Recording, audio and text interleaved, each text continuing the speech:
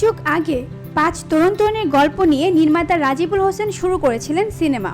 সবকিছু পেছন ফেলে সেই সিনেমায় অতিথি চরিত্রে থাকার কথা ছিল দেশের তারকা ক্রিকেটার সাকিব আল হাসানের। শুটিংও হয়েছিল কক্সবাজারে। ক্যামেরার সামনে সাকিবের অভিনয়, ক্ল্যাপস্টিক, প্রফেশনাল রেকর্ডিং সবকিছুই সম্পূর্ণ।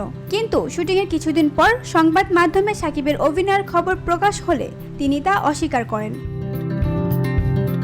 নির্মাতা রাজিবুল হোসেন জানান, সাকিবের এই অস্বীকারোক্তির পর পুরো প্রজেক্টটি পড়ে যায় অনিশ্চয়তায়। ফলে থেমে যায় শুটিং আর বন্ধ হয়ে যায় স্বপ্নের সেই সিনেমা। নির্মাতা বলেন, সাকিব শুটিং করেছেন এটা প্রমাণিত, কিন্তু তার মিথ্যাচার আমার মতো একজন নির্মাতাকে ব্যক্তিগতভাবে ক্ষতিগ্রস্ত করেছে এবং শিল্পকর্মের প্রতিও দেখিয়েছে অসম্মান। এই সিনেমার পেছনে অর্থ বিনিয়োগ করেছিল ফুজি ফিল্ম বাংলাদেশ, যারা সে সময় সাকিবের ব্র্যান্ড পার্টনারও ছিল। তাদের মাধ্যমে সাকিব যুক্ত হন প্রজেক্টে।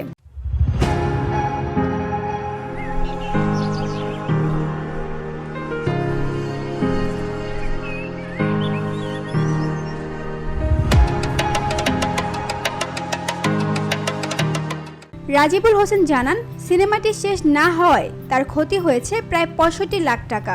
তিনি বলেন, আমি চাইলে সাকিবকে বাদ দিয়ে সিনেমাটা শেষ করতে পারতাম, কিন্তু অসম্পূর্ণ সত্য দিয়ে পূর্ণ সিনেমা বানানো যায় না। সবশেষে নির্মাতার বক্তব্য, এটা কোনো পরিচালনার ভুল ছিল না, ছিল এক অনাকাঙ্ক্ষিত ও অনৈতিক ঘটনার নির্মম পরিণতি। VOD Bangla news desk.